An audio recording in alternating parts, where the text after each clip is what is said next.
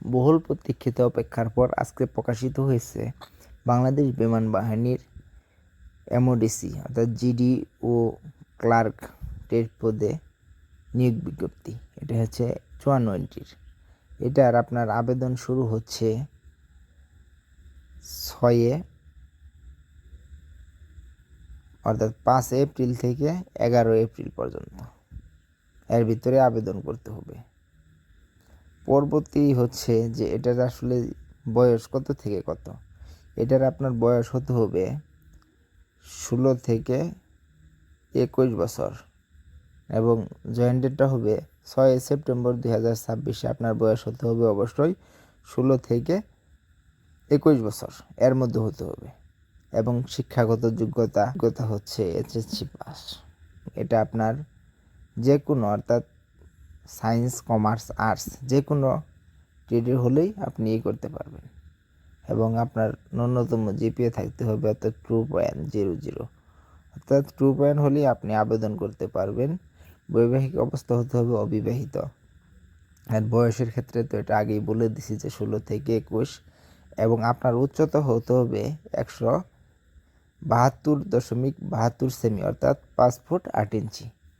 তারপরে বুকের মাপ হতে হবে স্বাভাবিক অবস্থায় 30 এবং প্রসারিত অবস্থায় 32 এবং দৃষ্টি শক্তি হতে হবে আপনার 6/6 আর ওজনটা হতে হবে বয়স উচ্চতা অনুযায়ী।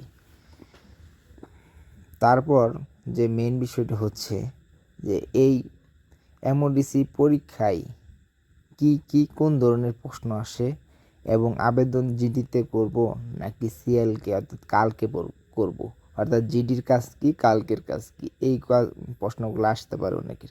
জিডি হচ্ছে আপনার সাধারণ টেট, এগুলো হচ্ছে এমওডিসি মানে আপনার হচ্ছে বিভিন্ন অর্থাৎ গেইটে পাহারাদার হিসাবে কাজ করা। এদের চাকরিটা হচ্ছে বেশিরভাগই পাহারা দেওয়ার ক্ষেত্রে। আর কাল্ক মানে হচ্ছে কেরানি বা লেখালেখির যে কাজগুলো করা হয় এই পদে থেকে কি কোনো প্রমোশন আছে? হ্যাঁ, অবশ্যই আছে। এটা থেকে মাস্টার ওয়ারেন্ট অফিসার পর্যন্ত আপনি হতে পারবেন এমওডিসি পর্যায়ে।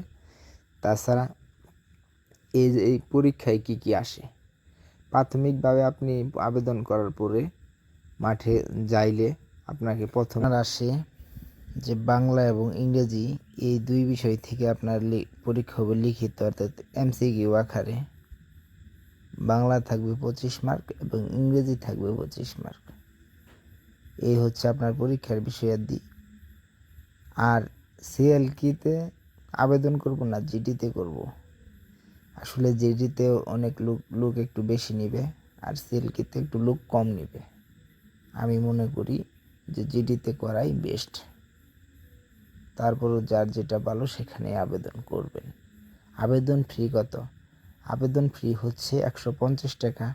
সেটা আপনার অনলাইনে বিকাশ, নগদ, রকেট বা মোবাইল ব্যাংকিংয়ের মাধ্যমে আপনারা পেইড করবেন।